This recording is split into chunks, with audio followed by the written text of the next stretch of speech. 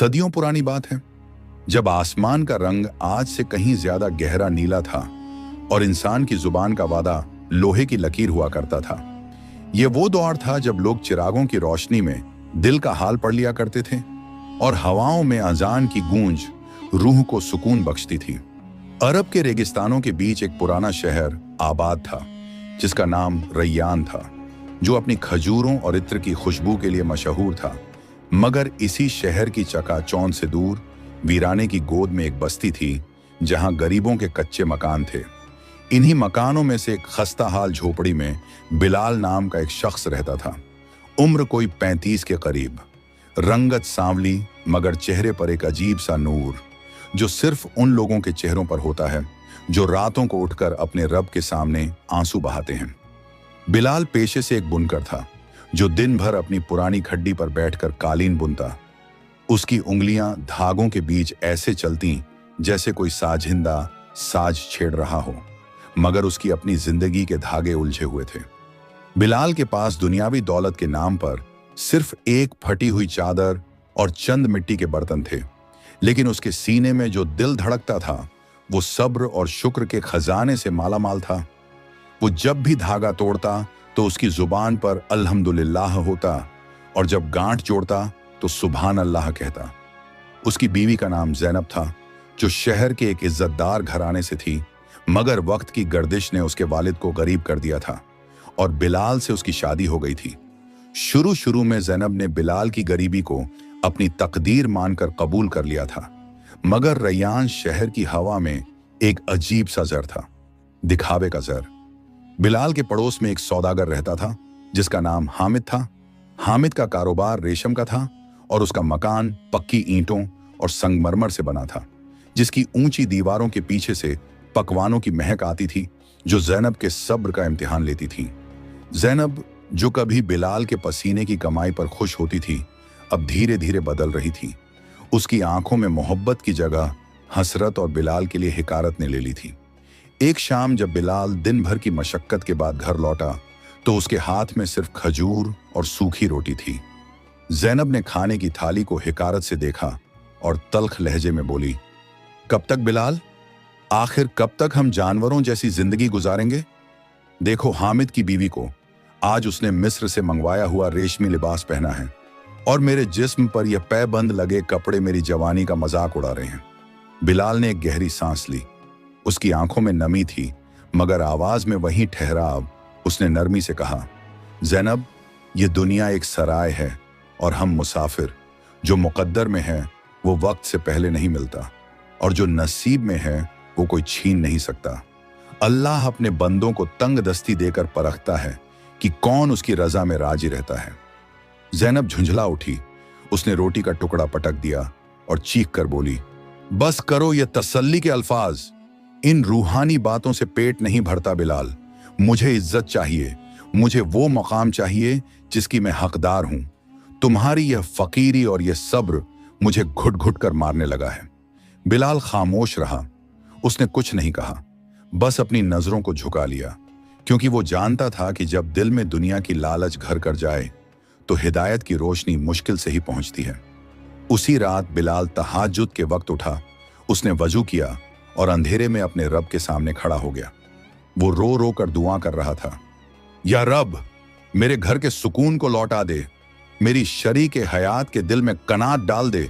मैं तेरी आजमाइश से नहीं घबराता, मगर मुझे अपनों की नफरत से बचा ले। अभी बिलाल दुआ मांग ही रहा था कि उसे बाहर किसी के कदमों की आहट सुनाई दी। सुबह का धुंधलका छा रहा था। बिलाल ने देखा कि ज़ैनब चुपके से घर से निकल रही है। उसने सर पर चादर लपेटी हुई थी और हाथ में एक छोटी पोटली थी। बिलाल का दिल जोर से धड़का। उसने आवाज दी, ज़ैनब। ज़ैनब रुक गई, मगर उसने पलटकर नहीं देखा। उसकी पीठ बिलाल की तरफ थी और उसके अल्फाज किसी खंजर की तरह बिलाल के सीने में उतर गए। उसने बिना मुड़े कहा, मुझे मत रोकना बिलाल, मैंने फैसला कर लिया है। हामिद सौदागर को अपने घर के काम काज के लिए एक औरत की जरूरत थी। उसने मुझसे वादा किया है कि अगर मैं उसकी मुलाजिमत करूंगी तो वो मुझे वो जिंदगी देगा जो तुम कभी नहीं दे सके। मैं अब तुम्हारी इस फकीरी का बोझ और नहीं उठा सकती। बिलाल सन्न रह गया। उसकी आंखों के सामने अंधेरा छा गया। यह सिर्फ नौकरी की बात नहीं थी, यह बिलाल की गैरत और उसकी मोहब्बत का जनाजा था। उसने लड़खड़ाती आवाज में कहा, ज़ैनब मत जाओ, पराई चौखट की अमीरी से अपनी झोपड़ी की सूखी रोटी बेहतर है। अल्लाह पर भरोसा रखो। मगर ज़ैनब पर शैतान का फरेब पूरी तरह हावी हो चुका था। उसने एक कदम आगे बढ़ाया और आखिरी बार बोली, भरोसा पेट नहीं भरता, और वो धुंध में ओझल हो गई। बिलाल दरवाजे की चौखट पकड़कर जमीन पर बैठ गया। उसका घर, जो कभी उसकी जन्नत था, अब वीरान हो चुका था। बाहर सुबह की अजान शुरू हो गई। हैया अलल फलाह। बिलाल की आंखों से आंसू बहकर उसकी दाढ़ी को भिगो रहे थे। उसने आसमान की तरफ देखा और एक टूटे हुए दिल के साथ मुस्कुराने की कोशिश की। या अल्लाह, अगर मेरा सब कुछ छीन कर तू मुझे अपने करीब करना चाहता है तो मुझे यह सौदा मंजूर है। बिलाल के लबों से निकले ये अल्फाज फजा में गूंजकर खामोश हो गए।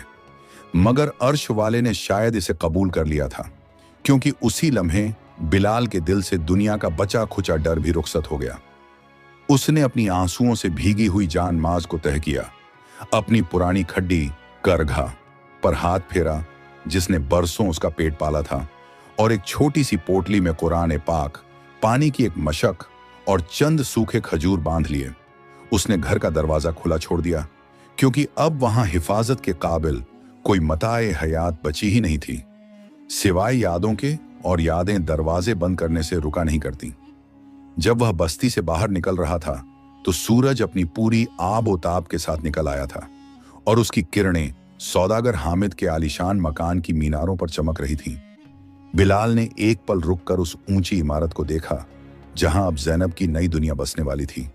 उसके सीने में एक टीस उठी, एक ऐसा दर्द जो जिस्म का नहीं बल्कि रूह के घायल होने का था। मगर उसने अपनी निगाहें आसमान की तरफ उठाईं और बुदबुदाया, अल्लाह उसे खुश रखे। शायद उसकी तकदीर में महलों की कैद लिखी थी और मेरी तकदीर में सहरा की आजादी।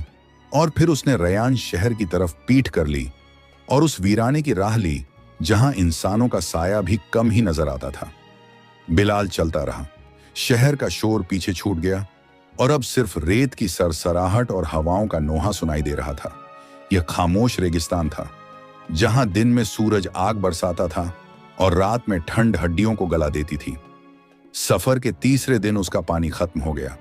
हलक में कांटे चुभने लगे और प्यास की शिद्दत से उसकी आंखों के सामने अंधेरा छाने लगा। उसे बार बार सराब दिखाई देते। कभी लगता कि सामने ज़ैनब पानी का कटोरा ली खड़ी है, तो कभी लगता कि कोई चश्मा बह रहा है, मगर पास जाने पर सिर्फ तपती हुई रेत मिलती। वो लड़खड़ा कर गिर पड़ा। गर्म रेत ने उसके चेहरे को जला दिया, मगर उसने हिम्मत नहीं हारी।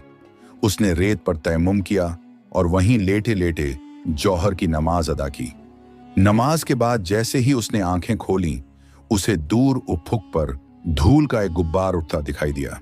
गौर करने पर मालूम हुआ कि वह एक बड़ा तिजारती काफिला था जो शायद यमन की तरफ जा रहा था। बिलाल अपनी बची खुची ताकत समेटकर उस काफिले की तरफ बढ़ा।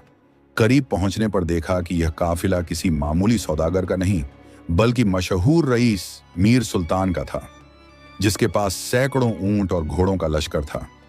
काफिले के लोग एक नखलिस्तान के पास पड़ाव डाल रहे थे। बिलाल, जिसकी हालत एक फकीर से भी बदतर हो चुकी थी, उनके खेमों के करीब पहुंचा और एक पहरेदार से बोला, ऐ अल्लाह के बंदे, एक मुसाफिर को पानी का एक घूंट मिल जाएगा? पहरेदार ने उसे हिकारत से देखा। उसके फटे कपड़े और धूल से अटा चेहरा देखकर उसने धक्का दिया। चल हट यहां से, ये मीर सुल्तान का खेमा है, यहां भिखारियों के लिए कोई जगह नहीं। बिलाल जमीन पर गिर गया, मगर उसने कोई बद्दुआ नहीं दी। बस इतना कहा, पानी अल्लाह का है और हम सब उसके मोहताज हैं। अभी यह तकरार चल ही रही थी कि एक भारी भरकम आवाज आई। क्या शोर है? खेमे से मीर सुल्तान बाहर आया। एक कद्दावर शख्स जिसकी उंगलियों में अंगूठियां और गले में कीमती मोतियों की माला थी। उसने बिलाल को देखा और अपनी शान बघारने के लिए नौकरों से कहा, इसे पानी दे दो ताकि यह ना कहे कि सुल्तान के दर से कोई प्यासा गया, मगर ध्यान रहे यह हमारे सामान के करीब ना फटके। बिलाल ने पानी पिया, अल्लाह का शुक्र अदा किया और एक खजूर के पेड़ की छांव में बैठ गया। रात हुई तो काफिले में अचानक अफरा तफरी मच गई। मीर सुल्तान की दहाड़ सुनाई दी। गद्दारों, चोरों, मेरी खास हीरों की थैली गायब है जो मैंने अभी मसनद पर रखी थी। खेमे में मेरे और मेरे नौकरों के सिवा कोई नहीं आया था। उसने गुस्से में तलवार निकाल ली। शक की सुई फौरन बिलाल की तरफ घूमी, क्योंकि वही एक अजनबी था जो शाम को वहां आया था। पहरेदारों ने बिलाल को घेर लिया। जरूर इसी फकीर ने चुराई होगी। जब इसे पानी दिया जा रहा था तो इसकी नजरें हमारे माल पर थीं। मीर सुल्तान गुस्से में पागल हो रहा था।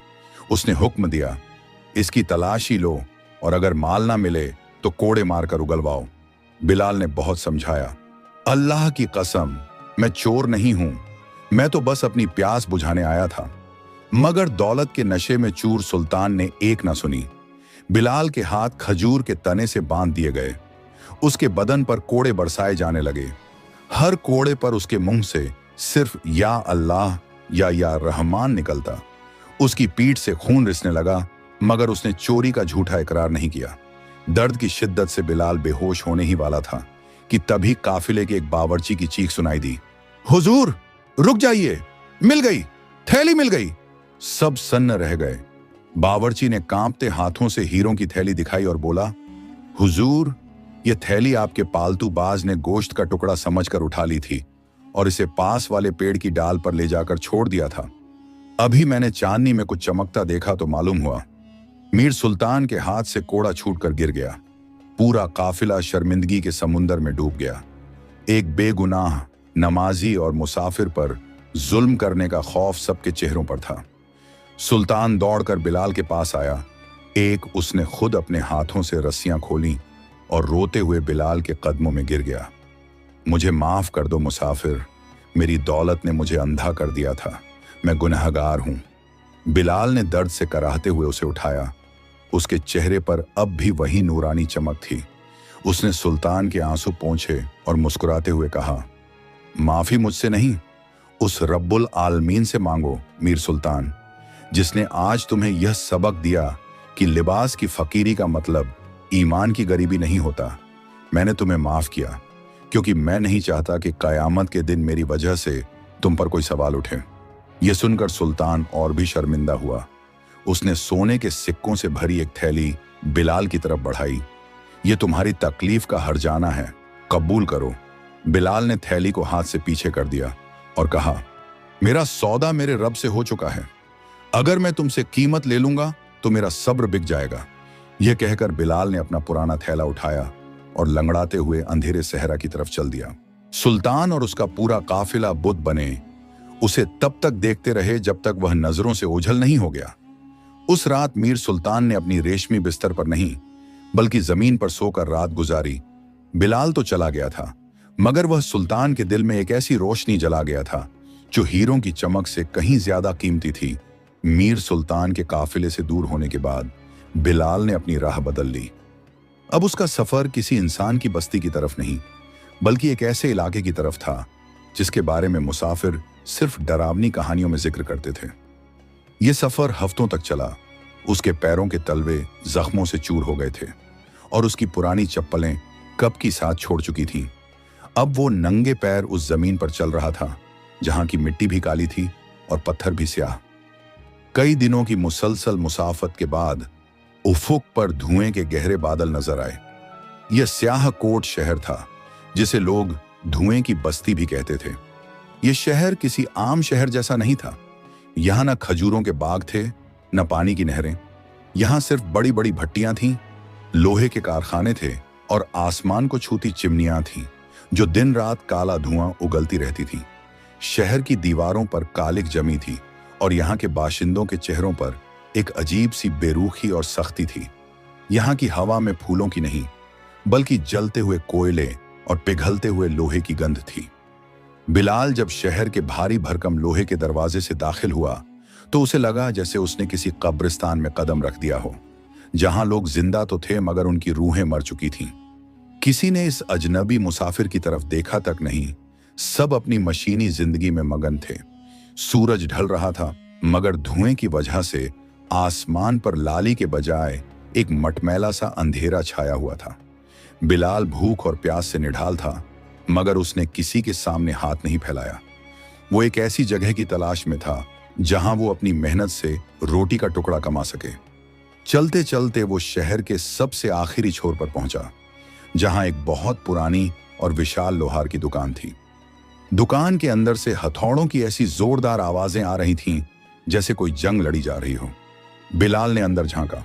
वहां एक भारी भरकम शख्स, जिसका जिस्म लोहे जैसा सख्त और चेहरा कोयले से काला था, पूरी ताकत से एक लाल सुर्ख लोहे के टुकड़े पर हथौड़ा बरसा रहा था। उसका नाम जब्बार था। जब्बार स्याह कोट का सबसे माहिर लेकिन सबसे बदमिजाज लोहार माना जाता था। उसकी आंखों में हमेशा खून उतरा रहता था और लोग कहते थे कि उसके सीने में दिल नहीं बल्कि पत्थर का एक टुकड़ा है। बिलाल ने अपनी सूखी हुई आवाज में सलाम किया, अस्सलाम वालेकुम। जब्बार का हथौड़ा हवा में रुक गया। उसने मुड़कर बिलाल को देखा। उसकी नजरें इतनी तीखी थीं कि कोई कमजोर दिल वाला इंसान वहीं ढेर हो जाए। उसने बिलाल के फटे कपड़ों और कमजोर जिस्म को ऊपर से नीचे तक देखा और अपनी गरजदार आवाज में बोला, वालेकुम। यहां खैरात नहीं मिलती मुसाफिर। अगर भूख लगी है तो मस्जिद का रास्ता पकड़ो और अगर मौत चाहिए तो भट्टी में कूद जाओ। बिलाल ने नरमी से जवाब दिया, मैं खैरात लेने नहीं, काम मांगने आया हूं। मेरे बाजू भले ही कमजोर दिखते हों मगर मेरी नीयत मजबूत है। मुझे काम चाहिए। जब्बार हंसा। उसकी हंसी में तंज था। काम? तू?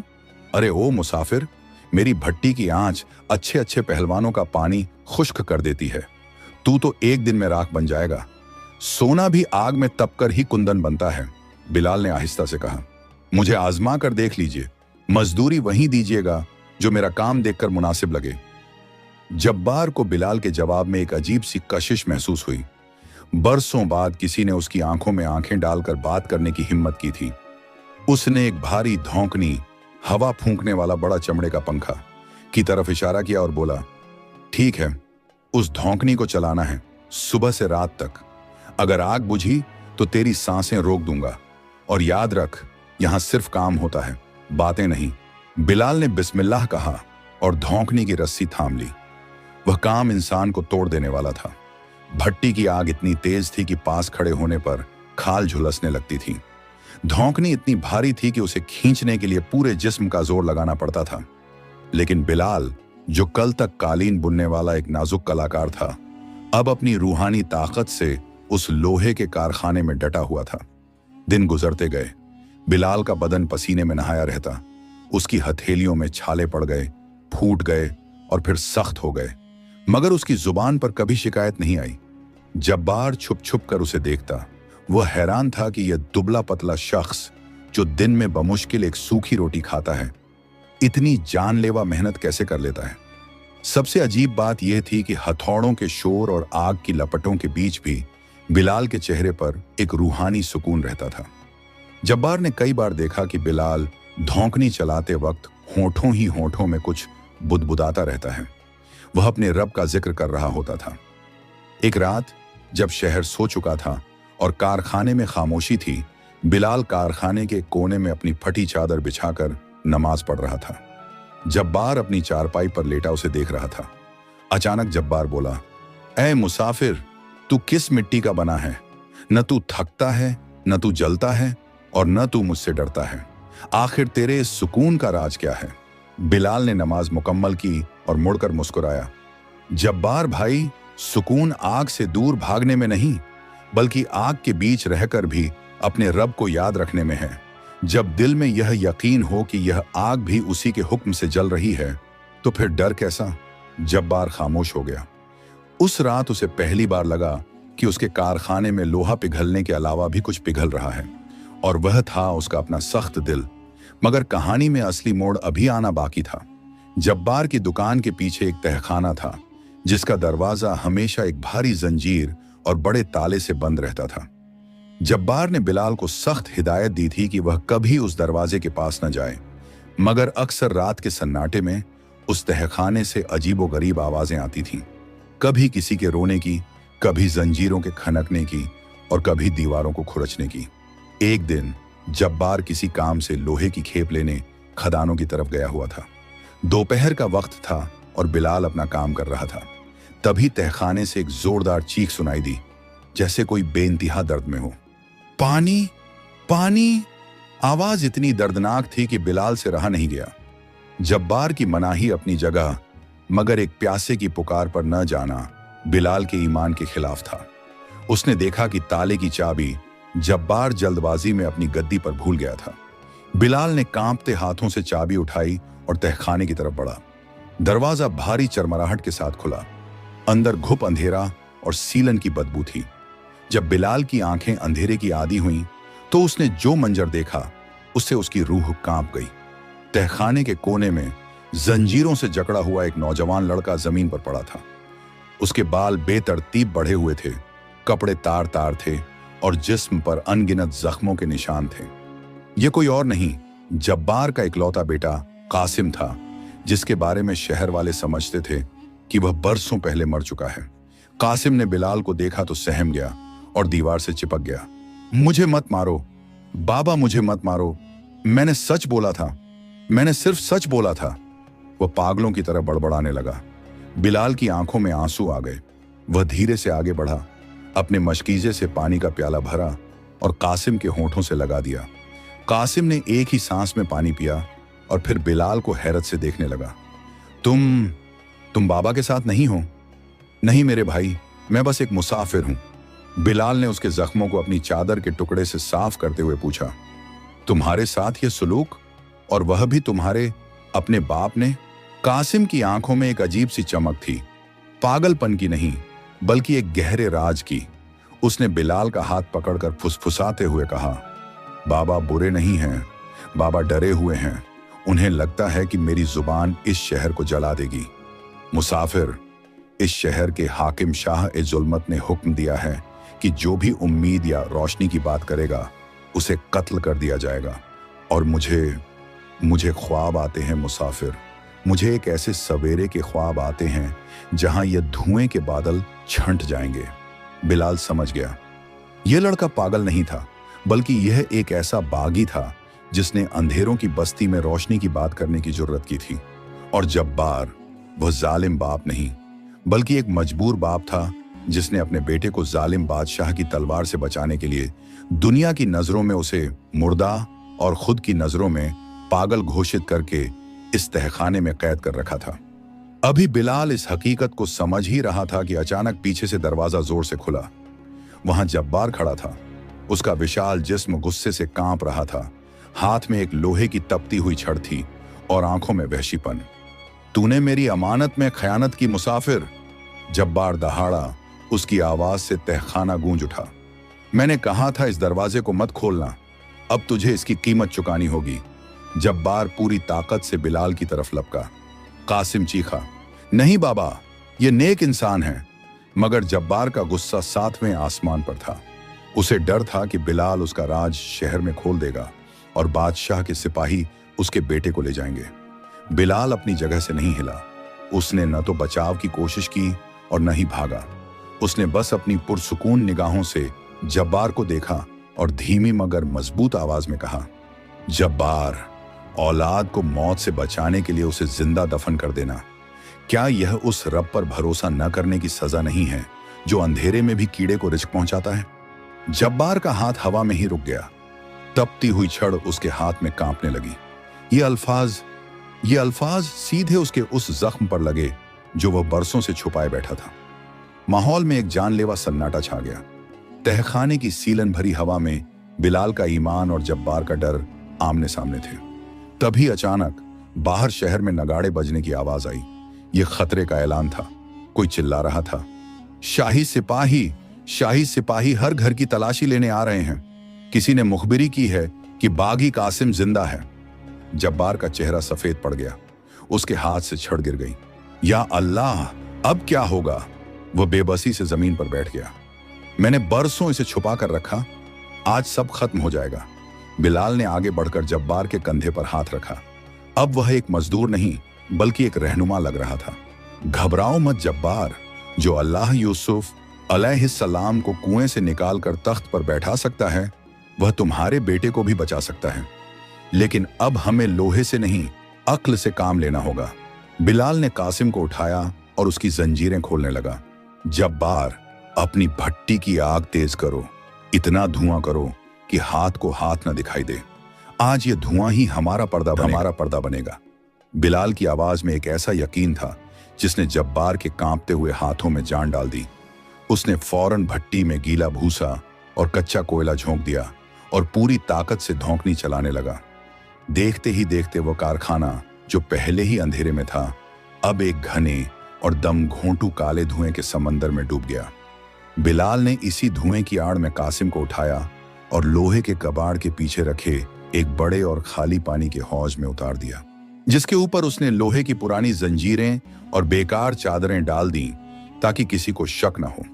अभी कासिम ने अपनी सांसें रोकी ही थीं कि लोहे का भारी दरवाजा एक जोरदार धमाके के साथ खुला और शाही सिपाहियों का दस्ता अंदर दाखिल हुआ। उनके हाथों में नंगी तलवारें थीं और चेहरों पर नकाब। सबसे आगे उनका सालार बख्तियार था, जिसकी एक आंख पर गहरा जख्म था और दूसरी आंख शिकार की तलाश में बाज की तरह चमक रही थी। अंदर कदम रखते ही सिपाहियों का दम घुटने लगा। वे खांसने लगे। बख्तियार ने अपनी नाक पर कपड़ा रखते हुए गरज कर पूछा, यह क्या तमाशा है जब्बार? तूने पूरे शहर में धुआं फैला दिया है। क्या तू शाही फौज को अंधा करना चाहता है? जब्बार का दिल हलक में आ गया था। उसकी जुबान तालू से चिपक गई, मगर तभी धुएं के बादलों को चीरती हुई बिलाल की शांत और भारी आवाज आई, माफी चाहते हैं सालारे आला। हम स्याह फौलाद तैयार कर रहे थे और हुनरमंद जानते हैं कि असली फौलाद को तब तक नहीं ढाला जा सकता जब तक उसे धुएं और अंधेरे की गोद में न पकाया जाए। बख्तियार चौंक गया। उसने धुएं में से उभरते हुए बिलाल के चेहरे को देखा, जो पसीने और कालिक से सना था, मगर उसकी आंखों में खौफ का नामो निशान नहीं था। बख्तियार धीरे धीरे आगे बढ़ा। उसकी तलवार की नोक बिलाल के सीने से बस 1 इंच दूर थी। उसने शक भरी निगाहों से पूछा, तू कौन है? जब्बार तो अकेला काम करता है और तेरी जुबान बता रही है कि तू इस बदनसीब बस्ती का नहीं है। बिलाल ने नजरें झुकाए बिना जवाब दिया, मैं एक मुसाफिर हूं। रिस्क की तलाश मुझे यहां ले आई और लोहे की फितरत समझना मेरा काम है। बख्तियार ने एक हुंकार भरी और अपने सिपाहियों को इशारा किया, तलाशी लो, चप्पा चप्पा छान मारो। मुझे खबर मिली है कि वो पागल बागी यहीं कहीं छुपा है। सिपाहियों ने तोड़फोड़ शुरू कर दी। उन्होंने लोहे के संदूक पलट दिए, बोरियों में भाले घुसाकर देखे। जब्बार की सांसें अटकी हुई थीं। वह जानता था कि अगर एक भी सिपाही उस पानी के हौज के पास गया तो सब खत्म हो जाएगा। एक सिपाही उस हौज के करीब पहुंचा। उसने अपनी तलवार की नोक से हौज के ऊपर पड़ी चादर को हटाना चाहा। कासिम अंदर अपनी धड़कनों को काबू करने की कोशिश कर रहा था। मौत महज एक सांस की दूरी पर खड़ी थी। एन उसी वक्त बिलाल ने जानबूझकर अपने हाथ से एक भारी हथौड़ा लोहे की एक बड़ी प्लेट पर गिरा दिया। ठन की एक कान फोड़ देने वाली आवाज गूंजी, जिसने सबका ध्यान अपनी तरफ खींच लिया। सिपाही चौंक कर पीछे हटा। बख्तियार गुस्से में बिलाल की तरफ लपका, बदतमीज, तूने यह जानबूझकर किया? बिलाल ने माफी मांगते हुए कहा, हाथ फिसल गया हुजूर, पसीने की वजह से पकड़ कमजोर हो गई थी। बख्तियार ने गुस्से में चारों तरफ देखा। धुएं की वजह से कुछ साफ दिखाई नहीं दे रहा था और सिपाहियों का दम घुट रहा था। उसने झल्लाकर कहा, यहां कोई नहीं है। लगता है मुखबिर ने गलत खबर दी थी। यह जब्बार तो खुद अपनी ही आग में जल रहा है। यह क्या किसी को पनाह देगा? जाते जाते बख्तियार ने जब्बार को चेतावनी दी, अगर मुझे पता चला कि तूने शाही हुक्म के खिलाफ किसी चूहे को भी पनाह दी है तो इस भट्टी में लोहे की जगह तुझे पिघला दूंगा। और वो अपने दस्ते के साथ बाहर निकल गया। जैसे ही दरवाजा बंद हुआ, जब्बार जमीन पर गिर पड़ा। उसका पूरा शरीर पसीने से तरबतर था। उसने कांपते हुए कहा, या खुदा, यह कोई चमत्कार था। मुझे लगा था आज मेरा आखिरी दिन है। बिलाल ने जल्दी से हौज से कासिम को निकाला। कासिम का चेहरा धुएं से काला हो चुका था, मगर वह जिंदा था। बिलाल ने संजीदगी से कहा, जब्बार भाई, अभी शुक्र अदा करने का वक्त है, मगर जश्न मनाने का नहीं। बख्तियार खाली हाथ गया है, मगर उसका शक खत्म नहीं हुआ।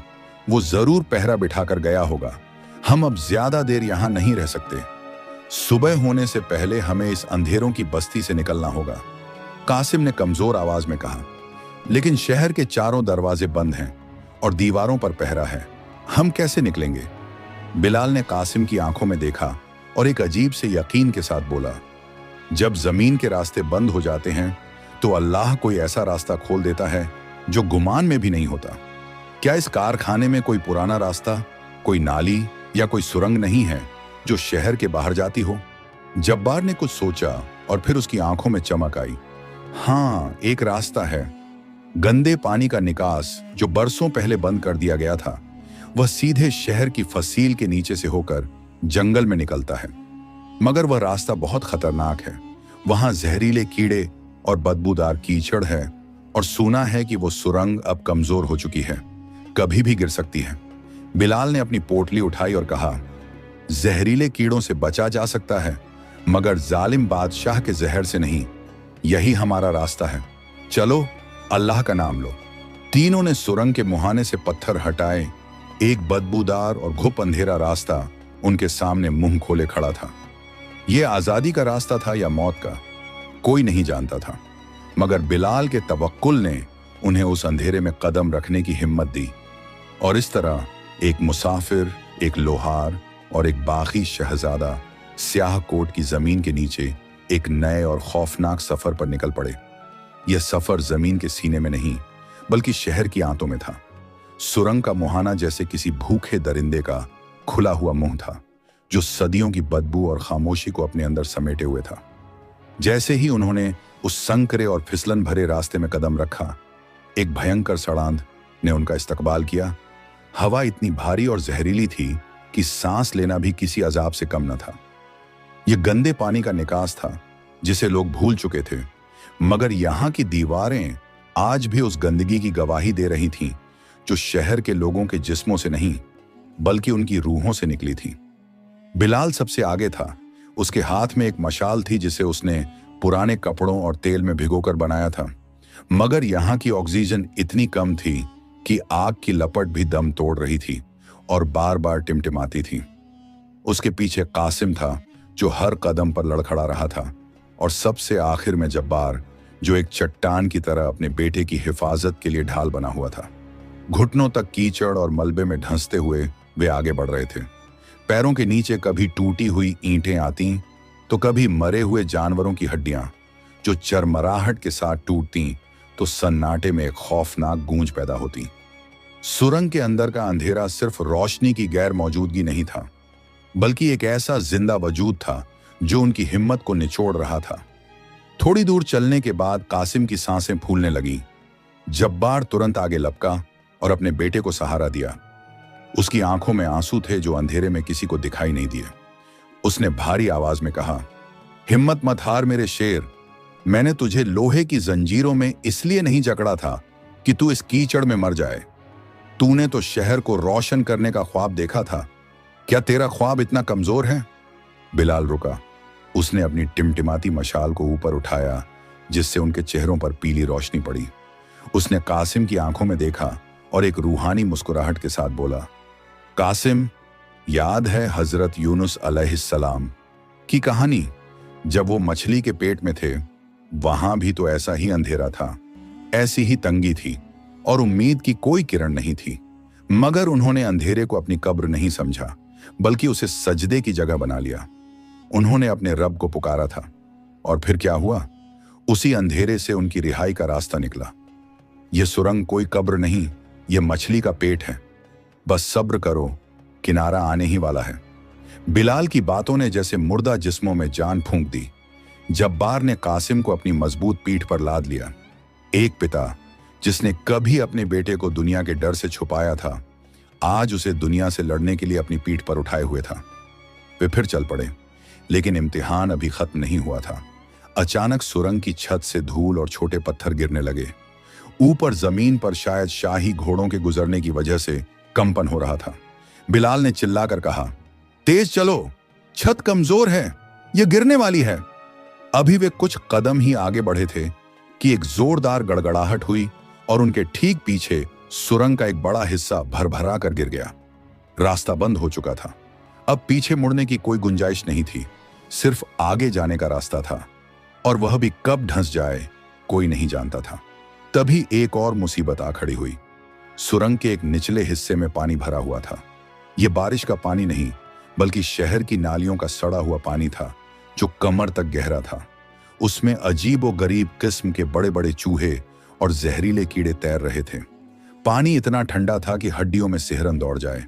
कासिम, जो जब्बार की पीठ पर था, खौफ से कांपने लगा जब उसने देखा कि पानी की सतह पर सैकड़ों चमकती हुई छोटी छोटी आंखें उन्हें घूर रही हैं। बिलाल ने अपनी लाठी से पानी को पीटते हुए उन जीवों को दूर भगाया और कहा, डरो मत, ये अपनी जान बचा रहे हैं, हम अपनी। अल्लाह की मखलूक तब तक नुकसान नहीं पहुंचाती जब तक अल्लाह का हुक्म न हो। उन्होंने पानी में उतरने का फैसला किया। हर कदम पर कीचड़ उन्हें नीचे खींचता, जैसे पाताल की शक्तियां उन्हें रोकना चाहती हों। जब्बार का दम फूल रहा था। कासिम का वजन और कीचड़ की पकड़ उसकी ताकत को तोड़ रही थी, मगर वह रुका नहीं। वह हर कदम पर या अल्लाह कहता और आगे बढ़ता। घंटों के सफर के बाद जब उन्हें लगा कि अब उनकी ताकत जवाब दे चुकी है और यह अंधेरा कभी खत्म नहीं होगा, तभी बिलाल को हवा के रुख में तब्दीली महसूस हुई। सड़ांत की जगह अब गीली मिट्टी और जंगली घास की भीनी भीनी खुशबू आ रही थी। हवा! बिलाल चिल्लाया, ताजी हवा! हम पहुंच गए। सामने दूर एक छोटा सा नुक्ता नजर आया जो मध्यम चांदनी की रोशनी थी। वे पागलों की तरह उस रोशनी की तरफ लपके। जब वे सुरंग के मुहाने से बाहर निकले तो वे कीचड़ और गंदगी में सने हुए थे, मगर उनके फेफड़ों में जो हवा गई वह आजादी की हवा थी। वे एक घने और वीरान जंगल के बीच निकले थे, जहां बड़े बड़े दरख्त आसमान को छू रहे थे और चांद अपनी पूरी आबोताब के साथ चमक रहा था। तीनों वहीं घास पर गिर पड़े। जब्बार ने कासिम को जमीन पर लिटाया और पागलों की तरह उसके चेहरे को चूमने लगा। तू जिंदा है मेरे बच्चे, तू जिंदा है। बाप बेटे के मिलन का यह मंजर देखकर बिलाल की आंखें भी नम हो गईं। उसने आसमान की तरफ हाथ उठाए और सजदे में गिर गया। उस कीचड़ भरी जमीन पर ही उसने अपने रब का शुक्र अदा किया। कुछ देर सुस्ताने के बाद वे पास ही बहने वाले एक झरने के पास गए। उन्होंने अपने जिस्म से वह गंदगी और बदबू धोई जो स्याह कोट की निशानी थी। जब बिलाल ने वजू किया और अपना चेहरा धोया तो पानी की शीतलता ने उसकी थकान को काफी हद तक कम कर दिया। लेकिन अब एक नया सवाल उनके सामने था, जाएं तो जाएं कहां? कासिम ने, जो अब थोड़ा बेहतर महसूस कर रहा था, जंगल की गहराई में इशारा करते हुए कहा, बिलाल भाई, बाबा, मैंने किताबों में पढ़ा था कि इस जंगल के उस पार वादी ए नूर का रास्ता है, जहां पुराने जमाने के दरवेश रहते थे। मगर लोग कहते हैं कि इस जंगल में छल के साए बसते हैं। जो भी इसमें दाखिल होता है वह अपनी याददाश्त खो देता है या रास्ता भटक कर हमेशा के लिए यहीं कैद हो जाता है। जब्बार ने अपनी कुल्हाड़ी, जो वह कारखाने से साथ लाया था, उसे कसकर पकड़ा और बोला, हम मौत के मुंह से निकल आए हैं कासिम, अब सायों से क्या डरना। जब तक मेरे बाजुओं में दम है तुझे कोई आंच नहीं आने दूंगा। लेकिन बिलाल खामोश था। वह जंगल की फिजा को महसूस कर रहा था।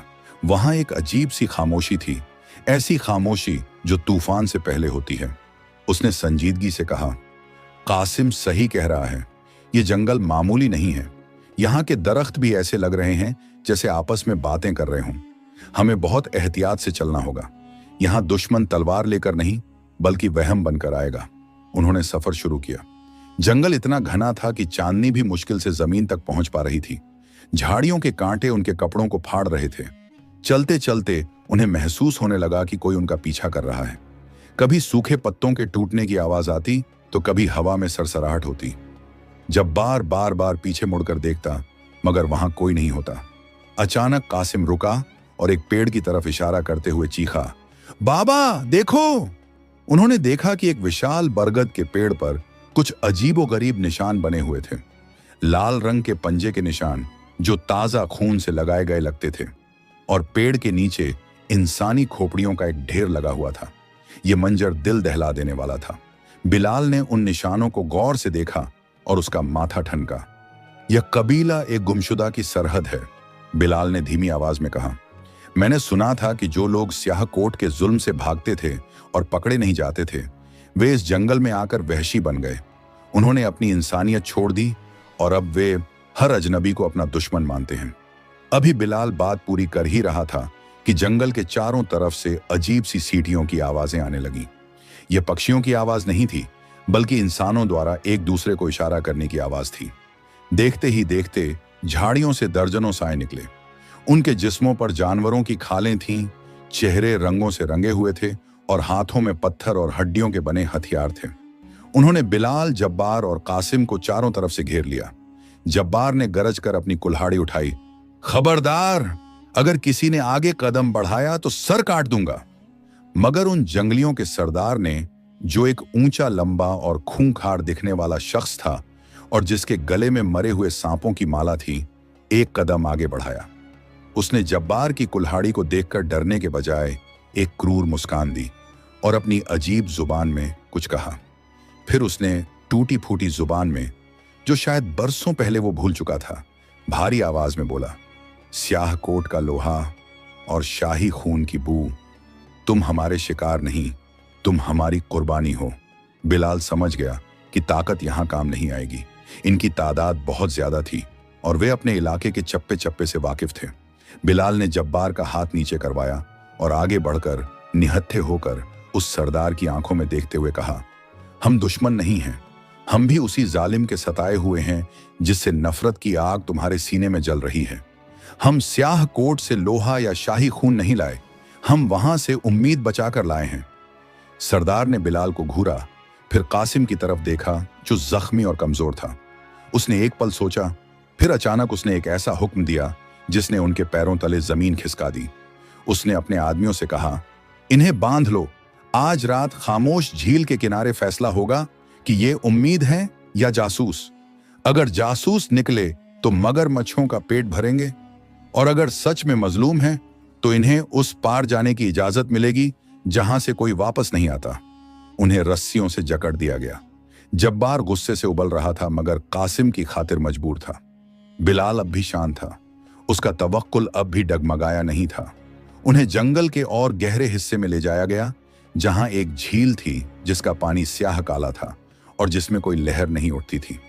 लेकिन बिलाल यह नहीं जानता था कि इस कबीले और इस झील के उस पार एक ऐसी हकीकत उनका इंतजार कर रही थी जो उसकी पूरी जिंदगी के फलसफे को हिलाकर रख देगी।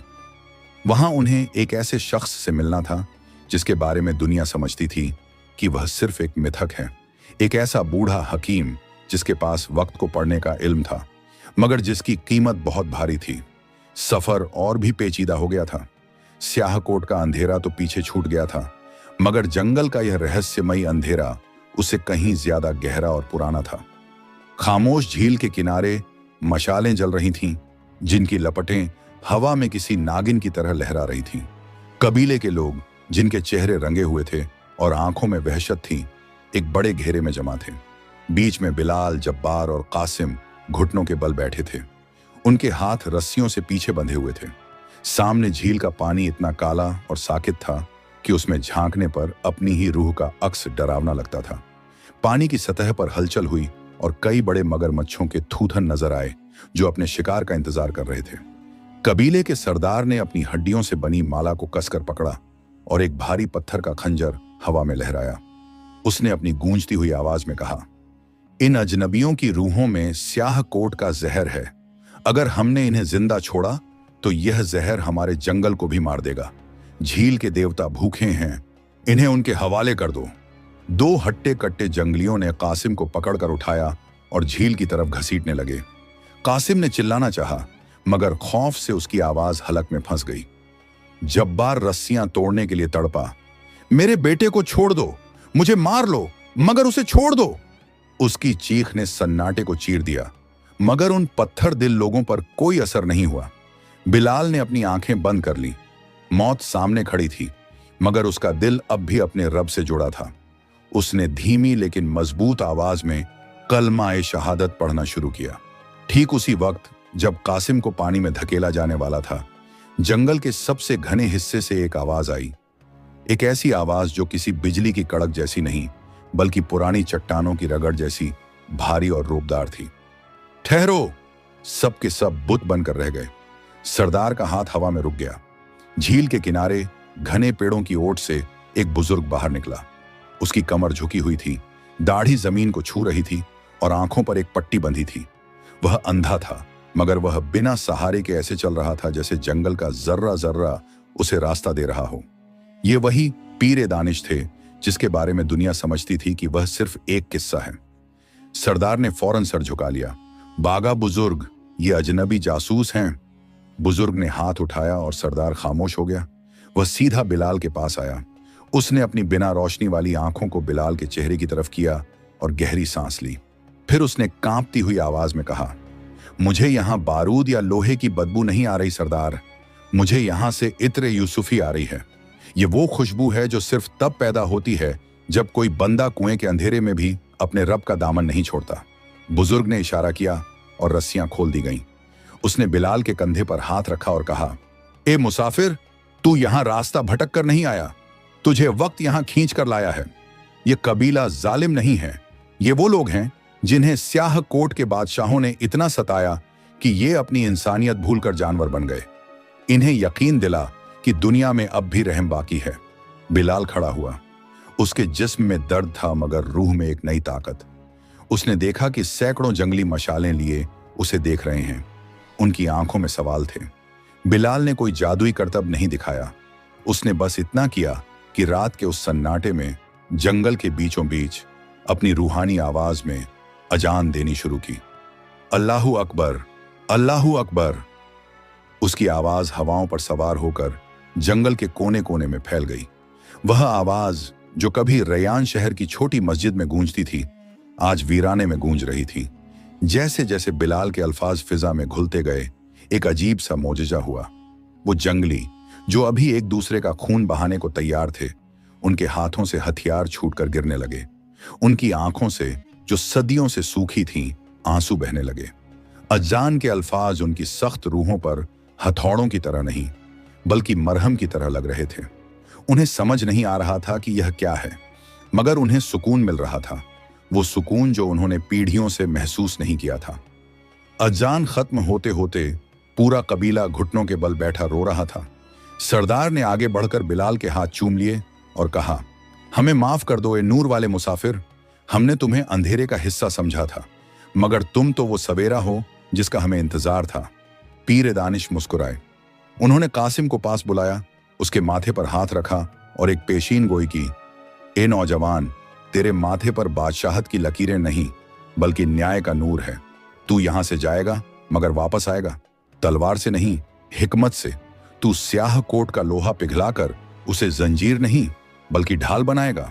फिर बुजुर्ग ने उन्हें वादी ए नूर का रास्ता बताया। वह रास्ता झील के उस पार पहाड़ों के बीच एक खुफिया दर्रे से होकर जाता था। तीनों मुसाफिरों ने कबीले से विदा ली। जब्बार, जो अब तक सिर्फ अपनी ताकत पर भरोसा करता था, अब समझ चुका था कि असली ताकत जिस्म में नहीं, ईमान में होती है।